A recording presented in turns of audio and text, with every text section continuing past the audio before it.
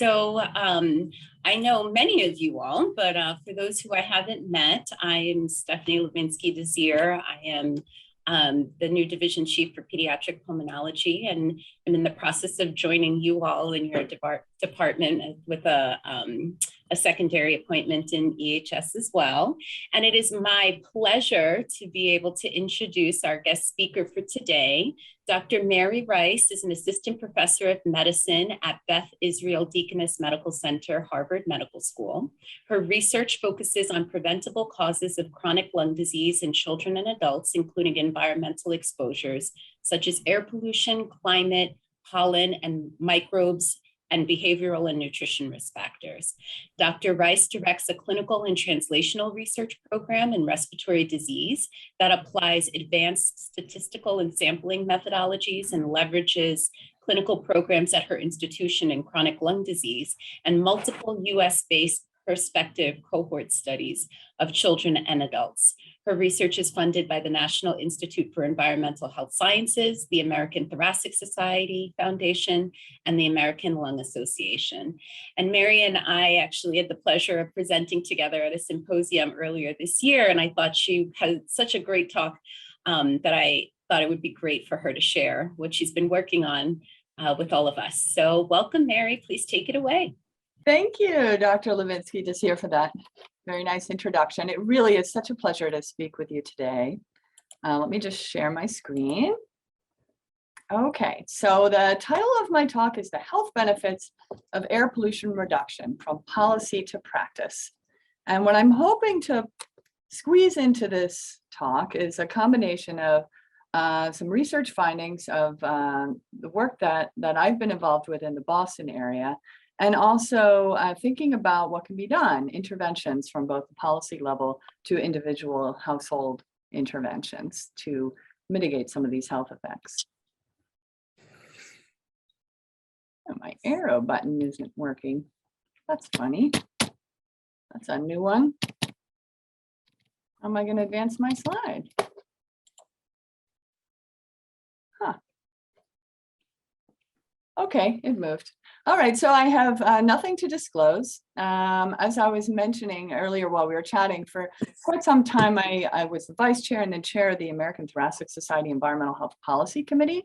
And through that role, I had the opportunity to engage on commenting on national ambient air quality policy. And so I'll be weaving in some of those experiences through my talk today.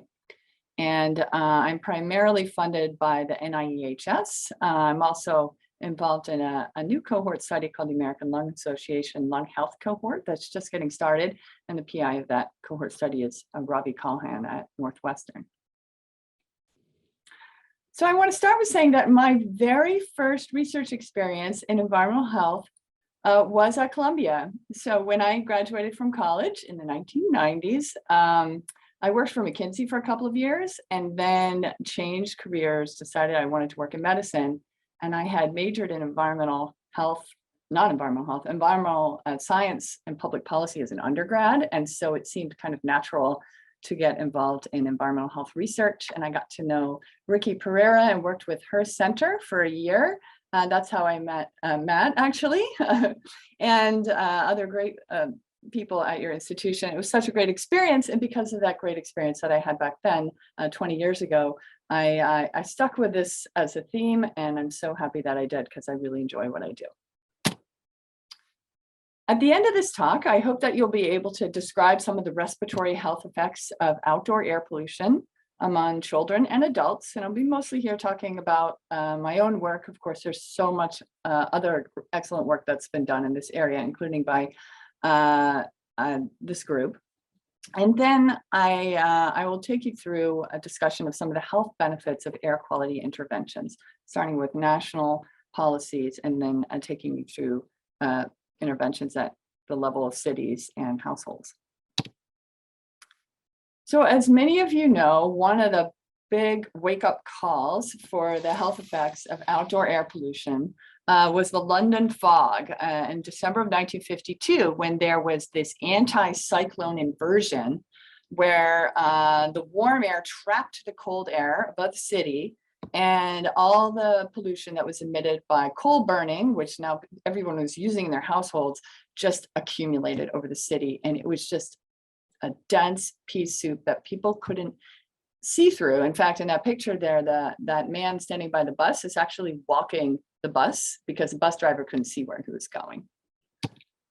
And shortly after that, when the reports came out of the number of deaths in the city, there was this huge spike, at least 4,000, and likely many more excess deaths in association with the spike in the black smoke. And it also was evident from that data that there was not only an increase in respiratory deaths, but also cardiovascular deaths during that 5-day period.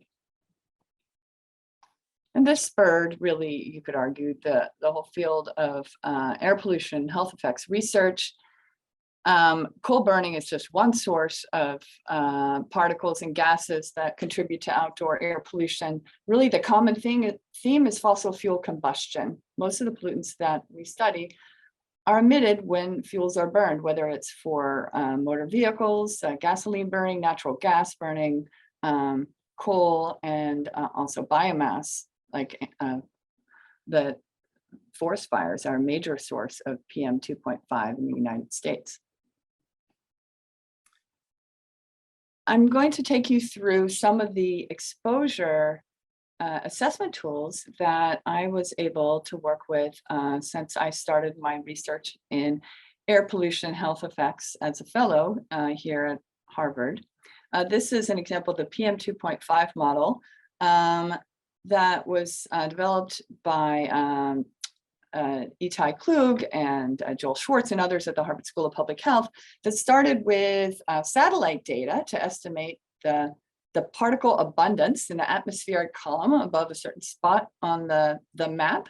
And then those satellite estimates are then further refined using information about what's on the ground, like what are the sources of particle emissions, where are the roads located, to improve the estimates. And then those estimates are then calibrated against actual measurements on the ground to further refine estimates of what PM2.5 exposure is every day on, in this case, the East Coast of the United States. And you can kind of see the highway pattern here from these images. There's other models like black carbon. Black carbon is a constituent of PM2.5 that is a marker of traffic, especially diesel traffic. And ozone, not to be confused with stratospheric ozone, this is ground level ozone, is a more complicated pollutant because it's not directly emitted by fossil fuel combustion, but it's a secondary pollutant. So nitrogen oxides and VOCs that are emitted when fuels are burned for energy, then interact in the presence of sunlight to form ozone. And ozone is a very, ground level ozone is a very well-established respiratory irritant. And Joel Schwartz and others have developed models for ozone as well. And this is an example of the national map that use some more advanced techniques in the model I just described, using a neural network starting with a chemical transport model and then overlaying also satellite data. So these models estimate a daily exposure at a given location that can be then averaged to estimate long-term exposure. On the other hand, another approach, which in some ways seems really crude because it's not a model at all, but in other ways may be equally, if not more informative and very practical, is just looking at how far people live from sources. So in the case of roads, there is just a plume of pollutants that's emitted near the roadway. So this is an example of work that was done in California, looking downwind from the highway, and they were measuring particles and gases, and the particle number is an indicator of the really fine, really tiny particles that get down into the alveolar spaces. And you can see there's just this huge spike in the really micro scale distance from the road that then dissipates to background levels as you go away. And that kind of spike, that's not captured well by these models. And it's certainly not captured by the EPA monitoring network, which doesn't put monitors right next to highways. So we also look at the distance of people's homes to major roads. So one cohort study, the first one I got had the privilege of working in is Project Viva. It's a pre-birth cohort. They recruited pregnant moms in 1999 and then followed the mothers and children as the kids grew up, and the kids are now teenagers. And Project Viva also documented what the addresses were of those kids as they got older. And one thing that's really nice about this cohort study is the timing was kind of just right, and that the EPA started measuring PM2.5 routinely in the 1990s. And so we have long-term exposure estimates for these kids across their entire lifetimes. So this was my first paper, actually, I believe, at least one looking at air pollution in a cohort study. And we just looked at how far kids lived from major roads and their risk of a doctor-diagnosed respiratory infection. And we found that kids had about a relative risk of almost 1.5, or an odds of 3 times the odds of a doctor-diagnosed respiratory infection if they were really close to a major road. And this isn't actually such a surprise, and I think it's relevant in today's COVID-19 pandemic, because there's actually a very robust mechanistic literature that shows that exposure to traffic-related pollutants and also ozone worsen viral respiratory infections, greater viral proliferation and more severe illness in animal models, both for influenza and rhinovirus, also RSV. And as some of you may know, this is also being found in COVID-19, that those who are more heavily exposed to PM2.5 over their lifetimes tend to have a higher risk of doing poorly when they get COVID-19. And that likely has to do with the impact of pollution on the ability of our immune systems to fight viral infection. I also looked at asthma. A lot of groups have looked at this, and we also found that kids who lived closer to major roads were at higher risk of a doctor diagnosis of asthma. And when we looked at the pollution models, we found this consistent pattern, actually, that that girls had a stronger association between long-term pollution exposure and early asthma, reactive airways under age 5, and a formal asthma diagnosis. Other groups have found this for tobacco smoke. And we're not exactly sure why this might be. It might have something to do with atopy. I had the privilege of being a participant in this workshop that George Thurston led. This was from a couple of years ago. And the backstory here was the EPA, when it does its cost-benefit analyses, it accounts for certain health effects that are well established in the literature, like the association between pollution and mortality, for example, and the association between short-term pollution exposure and asthma admissions and exacerbations. But it actually, to this date, does not consider new onset asthma, and certainly not new onset COPD in its cost-benefit analysis. And you think about the total cost of a new diagnosis of a chronic disease, that's going to weigh much more heavily than a single asthma exacerbation. And so we brought together, or George brought together, experts in basic science, epidemiologists, clinicians. And the overall conclusion of this workshop is that the evidence is convincing of a causal induction of new childhood asthma by long-term outdoor pollution exposure. However, we couldn't nail it down to a specific pollutant. And I think that that has to do with that plume of pollution that I just described that's near roadways. So the literature shows this signal consistently for traffic exposure, just like I did here, that the kids who are closer to a road are more likely to have asthma. But is that the PM2.5 specifically? Is it the NO2? That's really hard to say conclusively, and we as a group couldn't reach a consensus there. So unfortunately, I don't think this workshop was all that useful for policy making and the kind of work that Stephanie is involved with right now on the Clean Air Scientific Advisory Committee.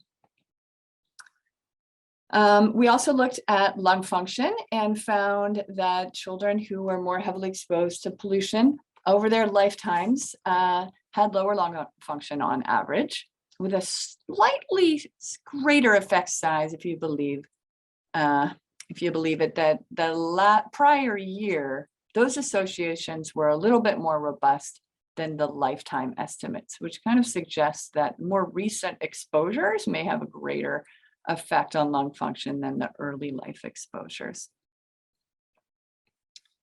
And why do we care about, why would I, as an adult pulmonologist, care about child lung function? Well, our lungs grow as we age. After we're born, they continue to grow, and lung function kind of reaches a peak in our 20s. And then after that, unfortunately, it starts to decline. And so childhood is a really key time period to optimize respiratory health through adulthood. And if we shift the entire curve of the population due to long-term air pollution exposure, which is almost certainly what happens, we have a higher proportion of adults who meet the clinical definition of abnormal lung function and the clinical definition of COPD based on their spirometry. Then I want to shift a bit to the Framingham Heart Study, which I'm sure you've all heard of, but the work here was not the original Framingham Heart Study that was recruited half a century ago. It's the offspring and third generation cohorts who are middle-aged adults. And we focused on those who lived in the general Boston area so that the air pollution estimates could be made for where they lived. Now for Framingham, these guys, we don't have their lifetime exposure estimates, right? So for this work, we're really just using a snapshot of their long-term pollution exposure in the recent years preceding their Framingham Heart Study exam visits. So I'm going to start with this one because it's very simple, but I think kind of elegant, and there's some clear translation to policy.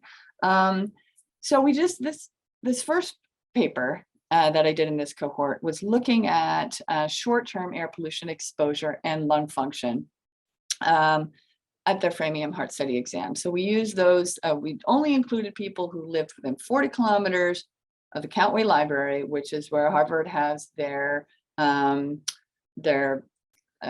Supercenter air quality monitor for PM2.5 estimates. So that way this is our estimate of their daily PM2.5 exposure. And we looked at whether there was an association between pollution levels and on the days preceding their exam when they were scheduled and their lung function. And what I think is kind of elegant about this kind of study design is, I'm sure many of you have wondered, as I talked about living close to roads and sources, well, what about confounding by things like socioeconomic position? You know, if SES is a determinant of air pollution exposure and a determinant of lung function, it may appear that there's an association between air pollution and lung function, when in fact it's all confounded by SES. So it's very important to control for such confounders when we're looking at long-term exposure in particular. But for this kind of analysis, while I'm not arguing for not controlling for SES, there's less of a concern for confounding, because people's air pollution exposure in the days preceding their exam was really just determined by the day that they scheduled their Framingham Heart Study exam, right? And that shouldn't be associated with SES. So there's really not much concern for confounding by SES, by static personal characteristics like SES. So here are the results of that analysis, and we found this consistent pattern that short-term exposure to these three major criteria pollutants was associated with lower lung function, especially for the 1 and 2 day averages before their exam. And to make this more policy relevant, we actually translated this into the US EPA Air Quality Index. This is actually something you can refer your patients to, those of you who are clinicians. It's a way to kind of color code the air quality standards. Anything that's orange or darker is outside of the daily standard for the given pollutant. But there's also this distinction that's made between green and yellow, and the EPA defines air quality in the yellow zone as acceptable, but may be harmful for unusually susceptible individuals. So for this short-term lung function paper, we compared people who came in on green days to people who came in on yellow days. There were not many people in the Boston area who had exams scheduled on red days. Those just don't happen all that often. And when you look at it this way, the differences in lung function were not trivial. So even a 20 milliliter difference in lung function, that's the difference that you would expect someone to have from a year of aging. And that's just comparing a good versus a yellow day. And for ozone, the difference is 60 milliliters on average. That's a pretty big difference. So this is sort of overlaid on the variability of lung function testing that we see in clinic, for example, every day, and don't really think about what the air quality might have been in the days preceding people's visits. We looked at the shape of the relationship between pollution and lung function, and for all of the pollutants, they appear to be linear, so no real threshold effect. And I also want to highlight that we looked at differential effects by obesity and found that those who were more obese had greater associations between daily ozone exposure and lung function. And I want to emphasize this only because this builds on actually a lot of studies that have found the same thing, both in humans and on some of the European cohorts and the normative aging study, and also in mechanistic work in mice. So this seems to be real, that people who are obese are more susceptible to the respiratory effects of ozone.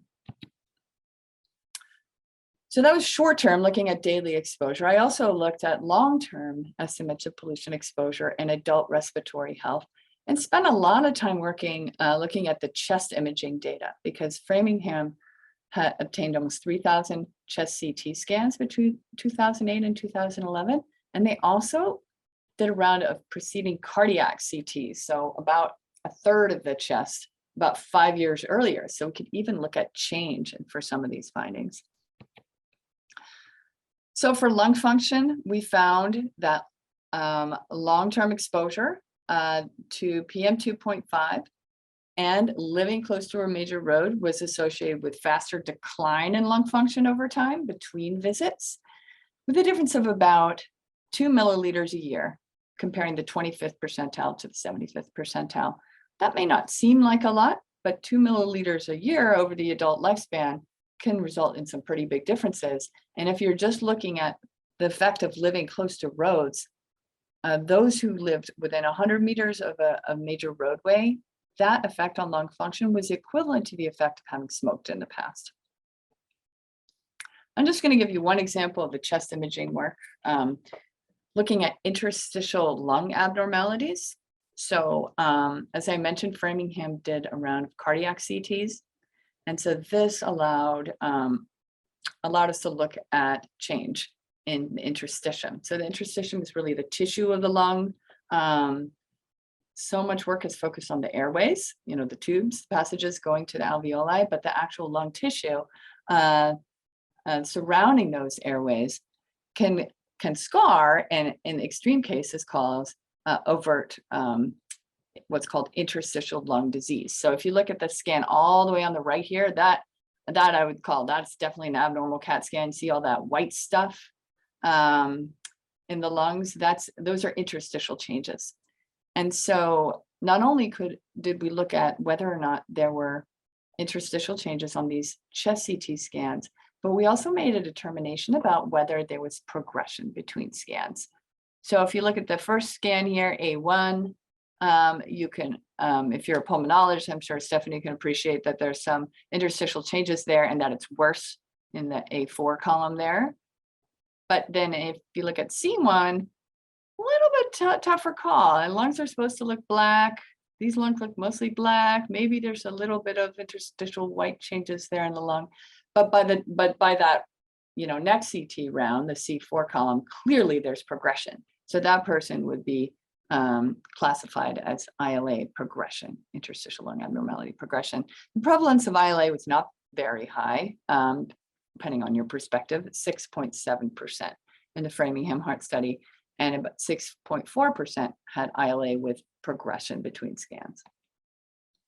I just want to point out that there's some interesting literature on how air pollution affects the interstitium.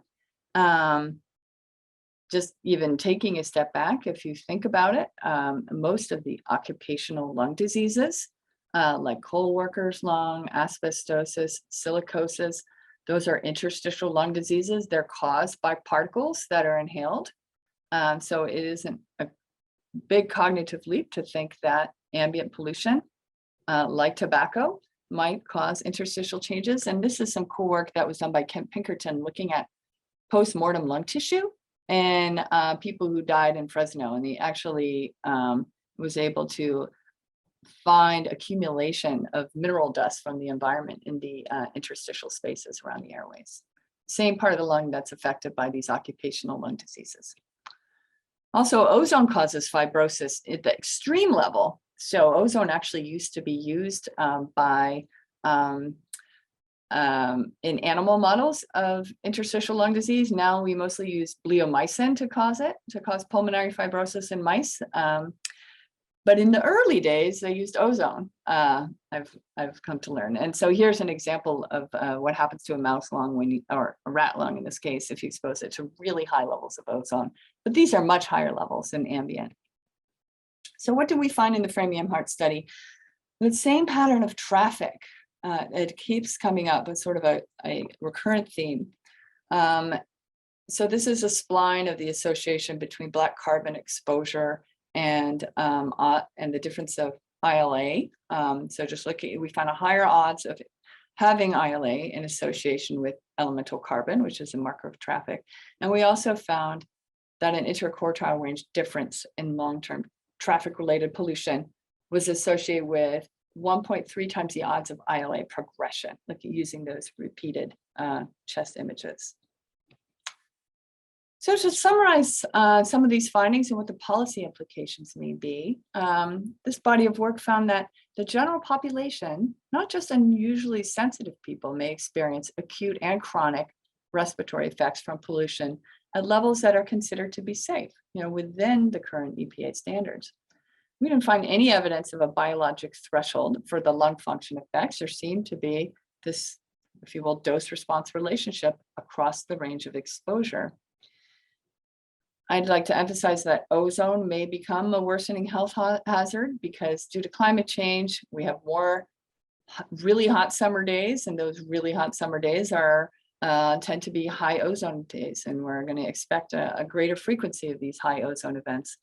And those who are obese are at greater risk of those health effects. And as I mentioned a few times, those very near roadway exposures appear to be especially harmful, and they're not monitored in the same way as PM2.5 is, or NO2 or ozone, right? That's not just one pollutant, that's a mix, and that mix seems to be detrimental. It's associated with risk of childhood asthma, slower lung function growth, lower lung function, sorry, I think I have a typo here, but lower lung function and slower growth in kids and faster decline in adults. And as I mentioned, the progression of interstitial lung abnormalities, which appear to be a precursor for interstitial lung disease. So now I'm going to shift gears to talk about interventions. I think the reason why I was invited to give that talk at NYU that Stephanie and I participated in was I was a co-author in this work led by Dean Schraufnagel, who's a pulmonologist. It was really an overview of different levels of interventions to address air pollution and reviewing the literature on the benefits of those interventions. So I'm going to start with the national picture. During the Trump administration, I showed this slide a lot, and in part to give people hope that throughout different administrations, some of which have been very, pro regulation of environmental pollutants, and some of which have not been, the overall trend has still been good, and that the emissions of major pollutants, PM2.5, NOx, carbon monoxide, have dramatically decreased since the start of the Clean Air Act in 1970, and by 73% between I think that's actually a typo. I should go back, but 1990 to 2015. I think that's should say 1970 to 2015. Sorry about that. But there's been this dramatic, oh no, I say twice. Maybe I'm wrong. I'll get back to you on that one. But there's been, if you look at this trend here, you can clearly see that the aggregate emissions of the pollutants has gone down, even while the US GDP has grown, the vehicle miles traveled has increased, and a lot of that is that progress is attributable to the success of the Clean Air Act, which was passed in 1970 and then revised again in 1990. It's been said that the Clean Air Act may actually be the most cost-effective public health policy ever in the United States, with a cost to benefit ratio of 1 to 32. And a lot of that benefit is based on the mortality benefit. So many deaths are avoided due to the reductions in PM2.5 in particular. So here's an example of one of those. The Harvard 6 Cities study, the original one, was part of the impetus for tightening up the PM standard. And then as air quality improved, as a consequence of the Clean Air Act, mortality actually went down in the 6 cities that were part of the 6 Cities study. So every 10 micrograms per cubic meter improvement in city level PM2.5 during that time period was associated with a 27% lower relative risk of death.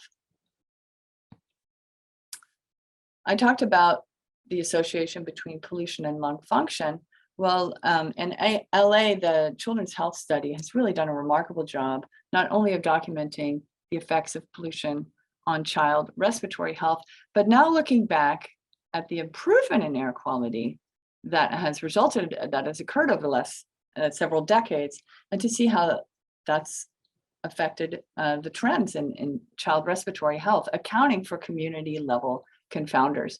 And so for lung function, this group found that as NO2 and PM2.5 improved or decreased over time, going from left to right here in the graph, lung function growth accelerated, and that the prevalence of clinically defined low lung function declined from almost 8% in the 1990s to 3.6% in the 2007 to 2011 period, in association with the improvement in air quality.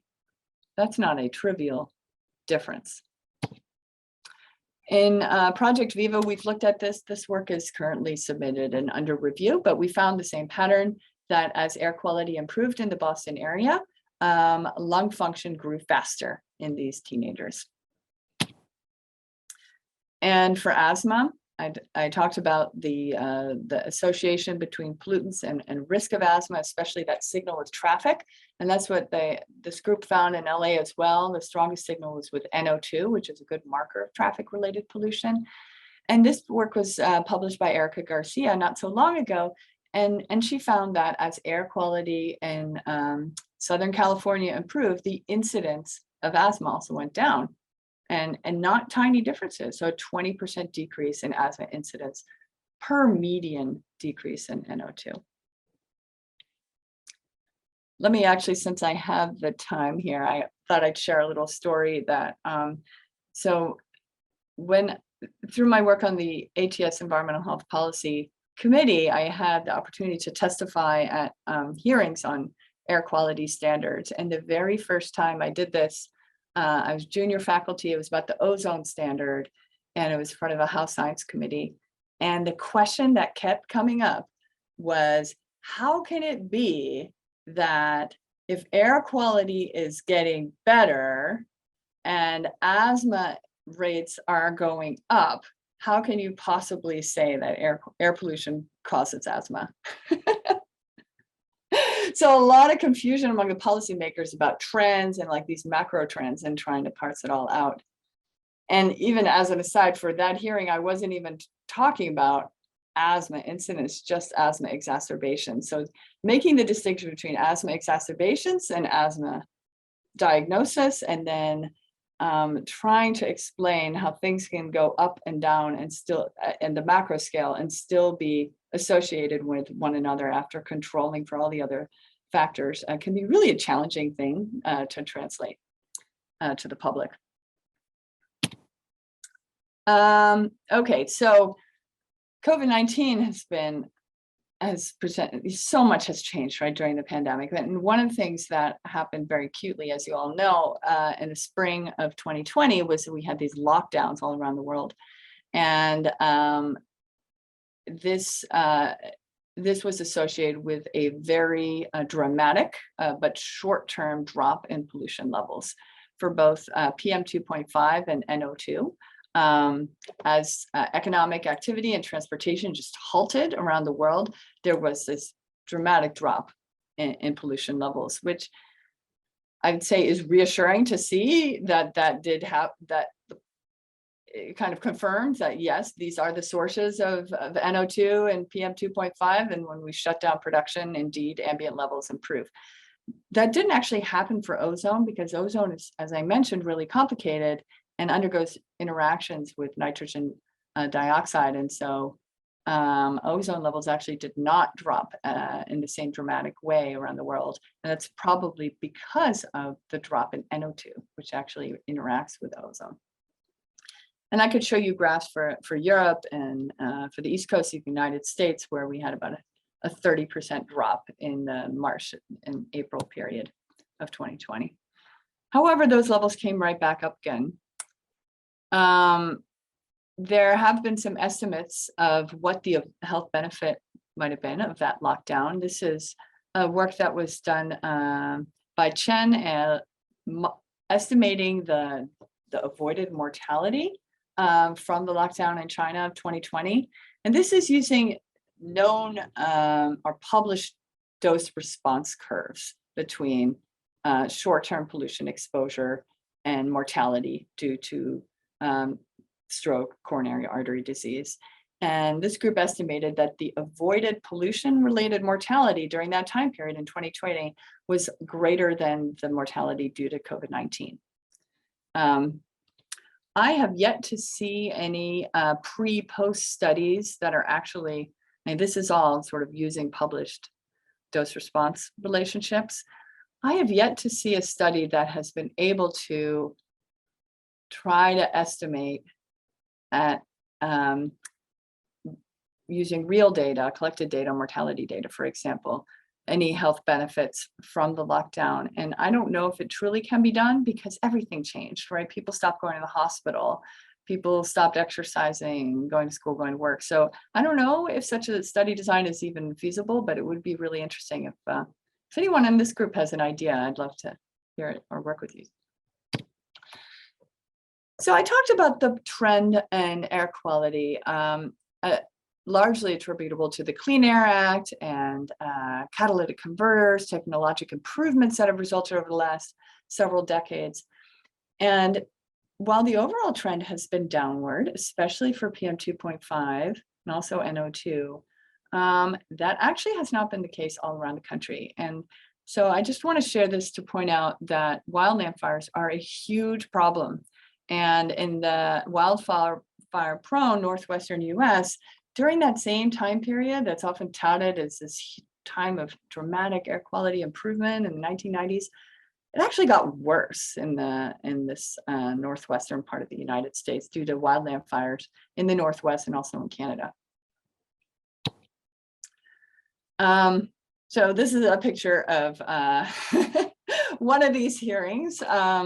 And so I think it's important for us to talk about these issues, right? And to talk about how we are, even though we've made tremendous progress and the overall trend has been downwards, we are still seeing these health effects at ambient air pollution levels that children and adults are experiencing every day.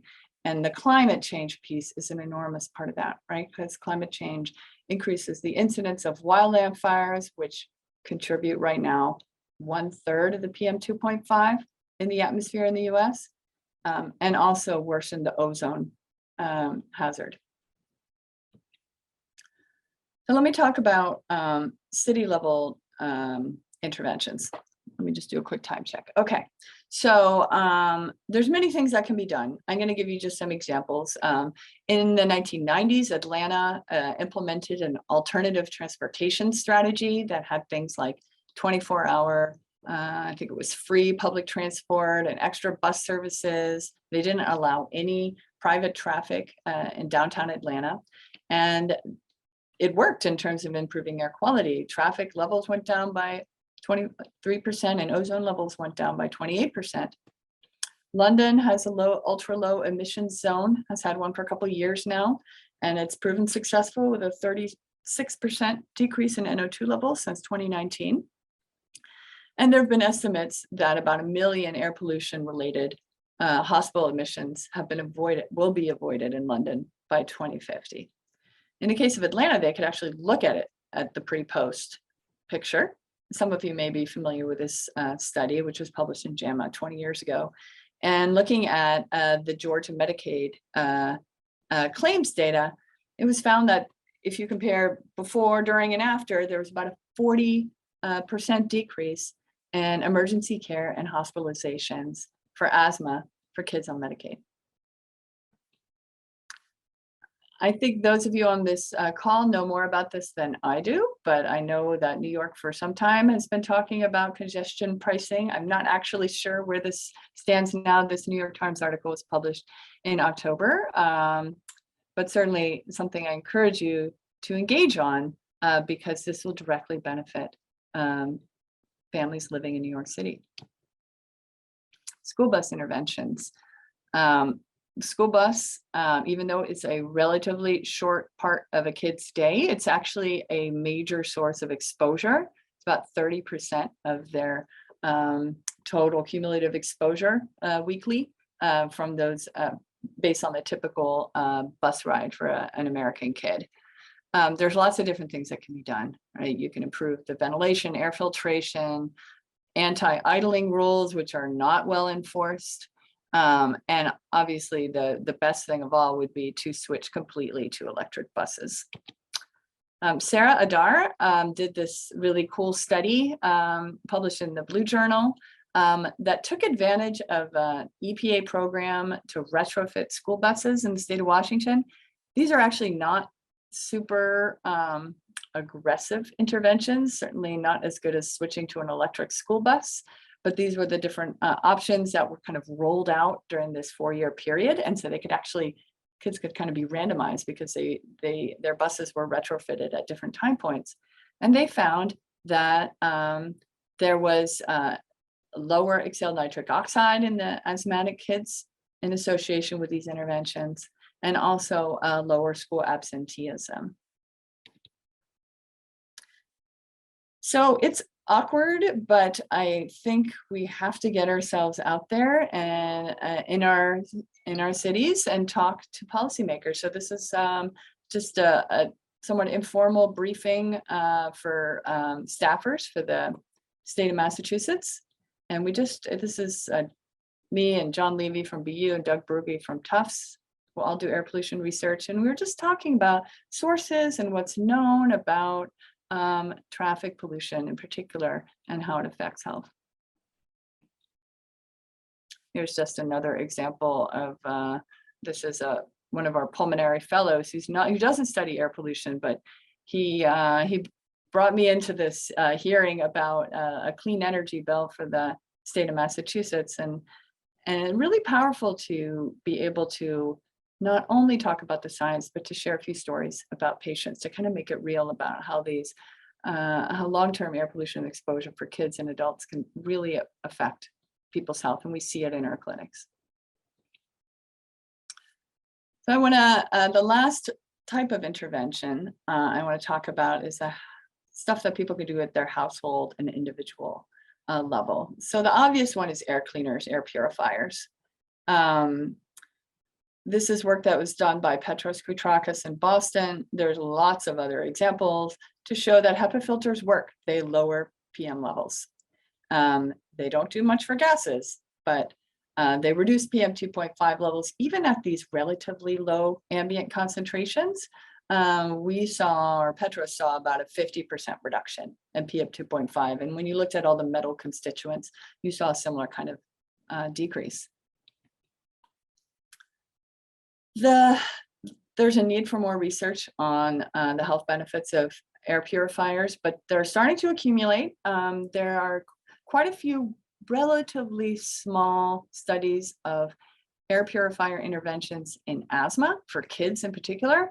And here there's what I'm showing here is a meta-analysis of those studies. And I'm just showing you one of the outcomes, asthma quality of life. But I would say there's a pretty clear consensus that for severe allergic asthma, HEPA filters are beneficial. They seem to reduce airway inflammation and improve symptoms. And there's a growing literature on COPD. NIEHS just published this trial recently in the Blue Journal. The primary outcome was not statistically significant. That was a St. George Respiratory Questionnaire, but they found a benefit for COPD exacerbations and some of their other secondary outcomes like rescue medication use. And this is my trial that I'm in the midst of carrying out. And this is an eosinophilic COPD patients, which is a subtype of COPD that tends to be more inflammatory, tends to respond more to inhaled steroids. And I found in some of my other work, which I didn't show, that they tend to be more susceptible to pollution. So I'm recruiting 200 COPD patients and randomizing them to real or fake air purifiers and following them for a year. It's quite an undertaking, especially during the COVID pandemic, but we're making progress. So more on that to come. And the last piece is N95s. I'm saying this last piece that I'm talking about, there are other interventions out there, so it's certainly not comprehensive. But N95s and other respirators are tight fitting, not to be confused with just a surgical mask. And they actually help protect the wearer from particles, aerosols, including infectious aerosols like COVID-19. They don't do anything for gases. That's why you can smell things when you're wearing an N95. So it won't protect the wearer completely against all the pollutants that are emitted. There is actually some evidence that wearing a respirator can mitigate some of the short-term physiologic effects of PM2.5, like cardiovascular responses. Those are small studies in healthy adults. There actually aren't any approved respirators for kids because these were developed for the occupational setting, and they're approved through NIEHS, which is for adult workers. And no one's really evaluated the safety of prolonged use, and certainly not in people with chronic disease. And this really comes up, this is really more relevant for parts of the country affected by wildland fires, where you can have dangerously high levels of pollution for long periods of time. My personal opinion is that there's probably a role for N95s for the public during extreme pollution events, certainly for things like commuting. But really, we don't have any guidance. And for the past year, Stephanie, you were just talking about committee work sort of burying you. This has been the committee that's buried me for the past year. It's a NASEM committee chaired by John Salmon to address this issue of the lack of guidance for the public and the lack of guidance for workers who are not part of a formal respiratory protection program. You know, where do we go for advice on who should be using respirators and when? That's a huge gap, and there'll be more on that to come. This report's coming out in January. So in summary, national ambient air quality standards have improved dramatically since 1990, with the exception of the Pacific Northwest. And that has resulted in improved life expectancy and improved respiratory health. There's clear evidence from many examples that city level low traffic zones and bus improvements can be effective at lowering pollution levels and improve asthma morbidity. And household air purifiers clearly work in reducing pollution levels, and they appear to be beneficial for asthma and COPD. I'm really skipping over the cardiovascular side of things. There is a literature on that as well that's also emerging. So I'd like to thank my collaborators at Beth Israel, at the Harvard School of Public Health. I first got to know Andrea when I was a fellow at Harvard. Just a wonderful team to work with and to train with. and my collaborators for the Framingham Heart Study work at Boston University and Brigham and Women's Hospital. And here are my 3 kids. So I'd love to entertain questions. I think, oh good, I left a few minutes. That was awesome. I didn't realize you also have 3 kids. Yeah. Like myself. That's amazing. Thank you so much, Mary. That was such a great talk. I enjoyed it immensely. And I feel like so much of, I think what I really appreciated is how much you added to the discussion about your own work and sort of advocating and being a voice as an expert in this area. I have questions, but it looks like Andrea has questions, and I'm not even sure if I'm supposed to be the person fielding the questions, but I will call it Andrea. Happy to go after you if you want to. No, start. go ahead. Mary, that was phenomenal. I really appreciated the incredible overview, not only of your science, but also of our colleagues. And also congratulations on your work with the hearings and briefing. It was really something that we as scientists really need to do. Mm-hmm. I have, I think, 2 questions. One is about air filters. Yeah. And as you mentioned, the air filters that you have been using and others have been using do not filter gases.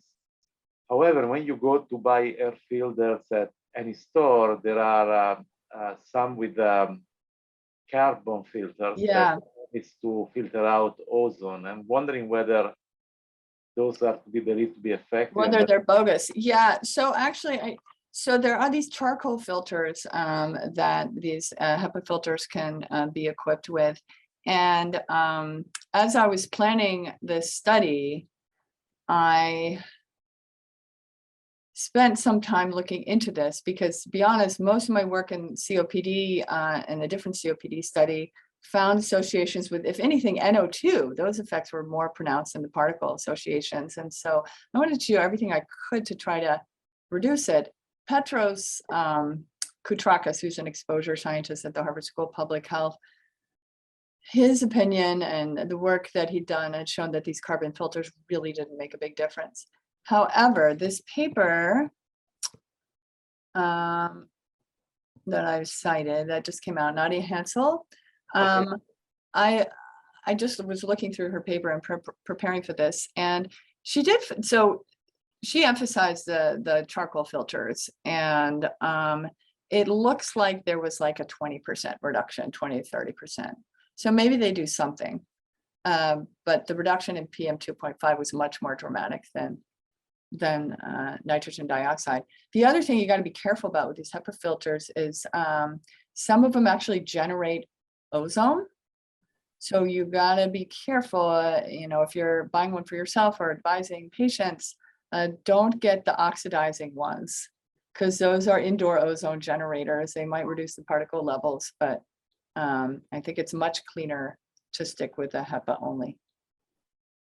My second question was more about the confounding structure when you do these studies, but particularly looking at the long-term effects like distance to road or longer of pollution.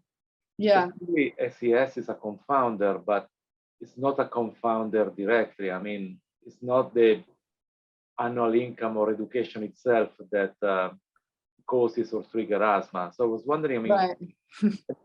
especially because, as you know, here in New York City, I learned from Stephanie, Matt, and others that there is clearly a huge geographic distribution. And thinking about how our public housing projects are distributed, they're next to the highways usually. Yeah. And probably those houses have more dust mites, more.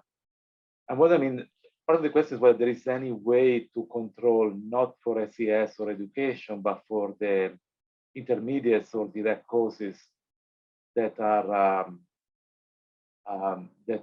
correlated with SES. I'm not sure whether I am. I understand what you're saying. The first part, I certainly agree with that, right? It's not when we're controlling for SES, right? it's not like it is the education that's then causing the low lung function, right? It's Cause, the, but clearly there the are poverty itself is, and the air pollution exposure is part of that too. correct. So controlling for it might actually cause you to underestimate the effect. But I think, I think I'm particularly worried as you are about residual confounding, as whether, I mean, if we control by these macro variables, I mean, measure whether we really are taking away or confounding, or we should be able to measure variables in people's home to really make sure it is air pollution and not other things that are. oh, I see. So you are thinking about other exposures. I think in so, the home. or other biological factors that it might not just be exposures, I guess. Still trying to think of the kind of examples you mean. So you mean like allergens in the home that are more prevalent in lower. Yeah, or anything else that might cause asthma that is also associated or caused, I would say caused in this case by poverty or disadvantage. Oh, But don't you think, Andrea, that poverty itself could cause asthma? I know you're thinking there's all these correlated factors, but we know, for example, a stress pathway leads to asthma. And so poverty. Absolutely. No doubt. I'm not arguing that poverty is not a cause. Even in your example, I mean, I'm wondering whether we could measure the stress rather than just poverty. Got it. yeah. I mean, I'm just wondering whether that would increase precision in controlling for these other pathways. And I'm not, I'm a countryside epidemiologist, so I'm not sure I'm thinking about this correctly. I mean, just put it there. I don't want to monopolize the discussion. Perhaps we can move to other questions. Yeah, I would say I don't have a fancy answer to give you, except that I worry about these things all the time, that, SES is not income, it's not education.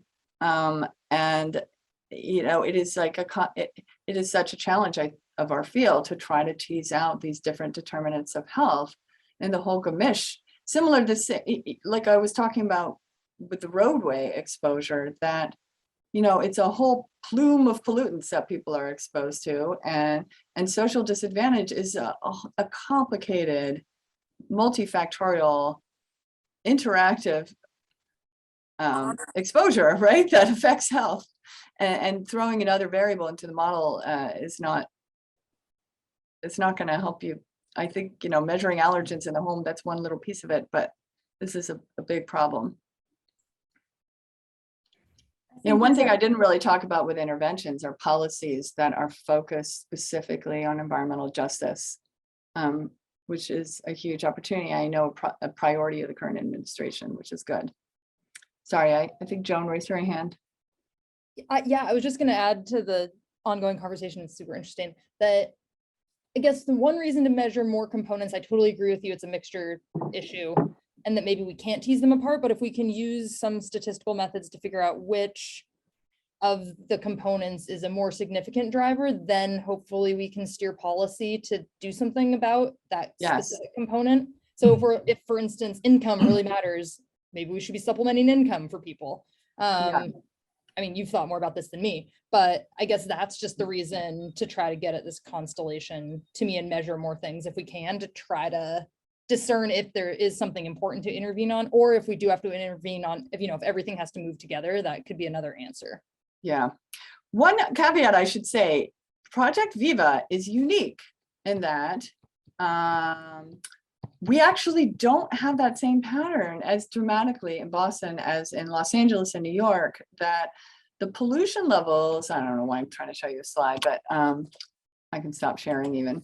But we actually found that the classic measures of SES, income, family education, the census tract variables, did not actually correlate with exposure like you would think, because so many high income areas in Boston are actually very close to highways.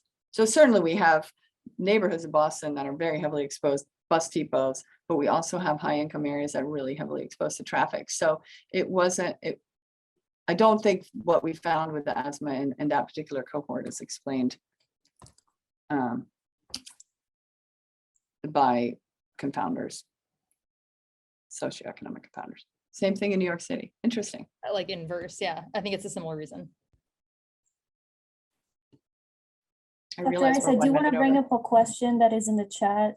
Catlin McGraw asks, how did you get involved in congressional hearings and serving on committees, et cetera?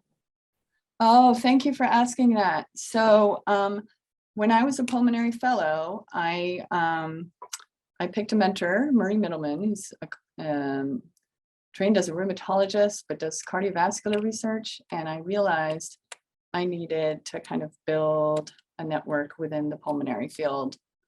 And so I kind of went out looking for mentorship within my professional society, the American Thoracic Society. And through that, actually found my way to the Environmental Health Policy Committee. For me, it was just an incredible experience. I didn't know what I was getting into at the time, but the ATS has a DC office. And so there's actually full-time staff. This is a tiny office, 1 or 2 people, and they keep tabs on what's happening on the Hill, and then bring in that committee to get involved on national air quality things. Like, for example, what Stephanie's working on now with CASAC, as the PM2.5 standard gets reviewed, that the ATS actually brings in experts, MDs and non-MDs, to testify at hearings and things like that. So that's the ATS. The ATS is really involved in air quality advocacy, but other professional societies are as well. And ISEE also increasingly is getting engaged and has an interest in kind of building that up more. So that would be another avenue. Thank you so much. Are there any other questions? Well, if I can I ask a question? Was really a great talk, thank you. So you might be aware that there are plans underway to cap highways in cities. So there's a proposal to cap the Cross Bronx Expressway in New York City, which is a below grade highway. So it's kind of relatively easy to do it. But what do you think about that, also in terms of cost effectiveness as compared to the other interventions that you mentioned today? So below grade highways, so like putting up walls to... No, the highway is to begin with below grade because they used explosives to bury it into the bedrock of New York City. And so it's easier to encapsulate it. So you can just put a ceiling on top and put a pike on top. Oh, okay. So not like the big dig in Boston, which was, oh my gosh, like a 30-year enterprise. So I have to admit, Marcus, I don't know about the details about this particular proposal. So so I can't really comment on cost benefit and that sort of thing. But I certainly think that we need to think carefully about traffic exposure and beyond just regulating the pollutants in the background, right? We got to think about, do we really want to be putting schools next to busy roads, urban planning, those kinds of things. Get these busy highways away from where people live, especially that 400-meter zone where the exposure levels are so high. Yeah, I guess in New York City, I think it will never be an option to put all the highways away. They put one short stretch away of the highway system. I think maybe 1 or 2 miles, but I think I-95 will not go away. That's, I guess, the difficulty. Wow, that's exciting. Well, it does seem like New York is really thinking hard, and I hope that some of these proposals that I know have been under discussion for at least 10 years, some of them come to fruition. Okay, thank you. Yeah, great. Thank you, Marcus.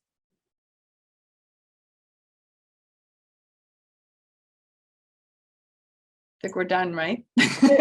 Sorry about that. There's one more question in the chat if you don't get it.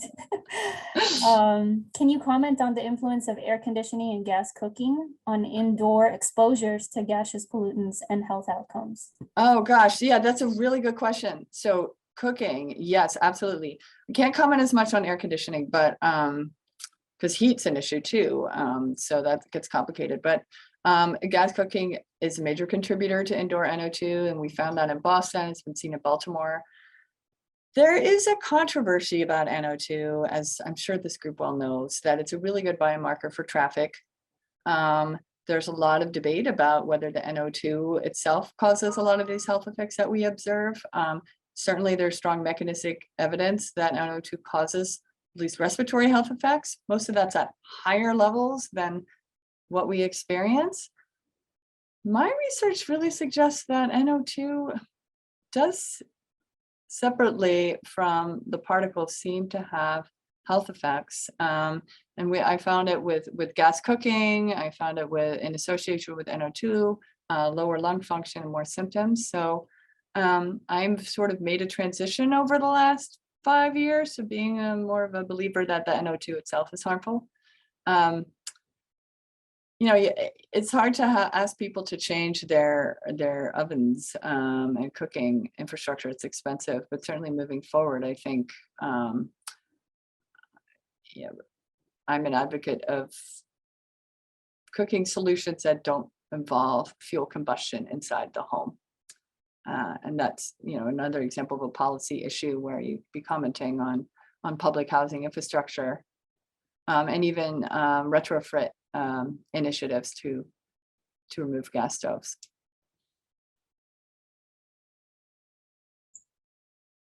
All right, thank you, Dr. Rice, for your time. I think that's all, unless anybody else has any further questions. But thank you so much for your time today. This was an excellent talk, and I think you are all ready for your meeting with Dr. Przanowski now. Wonderful. Thank you. Thanks so much, everybody. Thank you.